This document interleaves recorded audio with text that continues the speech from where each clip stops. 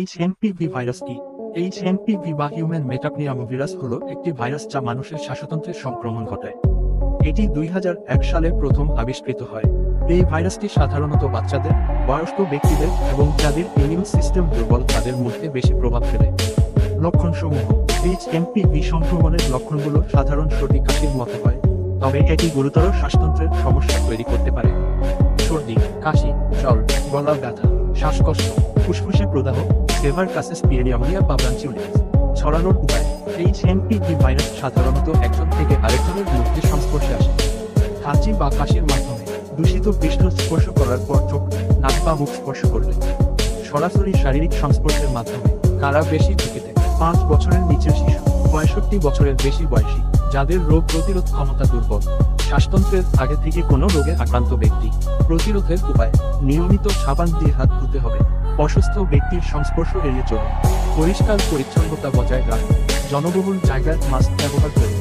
উল্লেখ্য, এইচএমপিভি এর জন্য নির্দিষ্ট কোনো টিকা বা অ্যান্টিভাইরাল ওষুধ নেই, তবে লক্ষণ অনুযায়ী চিকিৎসা করলে বেশিরভাগ মানুষ সুস্থ হয়ে যায়। যদি শ্বাসকষ্ট বা গুরুতর সমস্যা দেখা দেয়, তবে দ্রুত ডাক্তারের পরামর্শ নিন। চালক ইউএসএ, এইচএমপিভি ভাইরাসের সংক্রমণ কিভাবে ইন্ডিয়া ও চায়নায় হয়েছে? চ্যাটজিপিটি সেট, চ্যাটজিপিটি, সম্প্রতি চীনে হিউম্যান মেটাপনিউমোভাইরাস এইচএমপিভি সংক্রমণের বৃদ্ধি লক্ষ্য করা গেছে, যা হাসপাতালগুলোতে ভিড় বাড়াচ্ছে এবং জনসাধারণের মধ্যে উদ্বেগ সৃষ্টি করছে। দি টাইমস, ভারতেও এই ভাইরাসের উপস্থিতি শনাক্ত হয়েছে।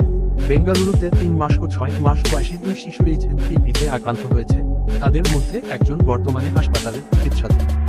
এছাড়া আহমেদাবাদ 2 মাস বয়সী আরেকটি শিশুর মধ্যে এই ভাইরাস শনাক্ত হয়েছে। প্রতিষ্ঠান, এইচএমপিভি সাধারণত সর্দি কাশির মতো মৃদু উপসর্গের সৃষ্টি করে, তবে এটি গুরুতর ব্রঙ্কাইটিস বা নিউমোনিয়ায় পরিণত হতে পারে, বিশেষ করে শিশু, বয়স্ক এবং দুর্বল ইমিউন সিস্টেমের ব্যক্তিদের মধ্যে। ভারতের স্বাস্থ্য মন্ত্রণালয় জানিয়েছে, চীনের সংক্রমণের সঙ্গে ভারতের এই কেসগুলোর সরাসরি সংযোগ নেই, কারণ আক্রান্ত শিশুদের আন্তর্জাতিক ভ্রমণের ইতিহাস নেই। বিশেষজ্ঞরা পরামর্শ দিচ্ছেন, শীতকালে এই ধরনের শ্বাসতন্ত্রের ভাইরাসের প্রকোপ বৃদ্ধি পায়।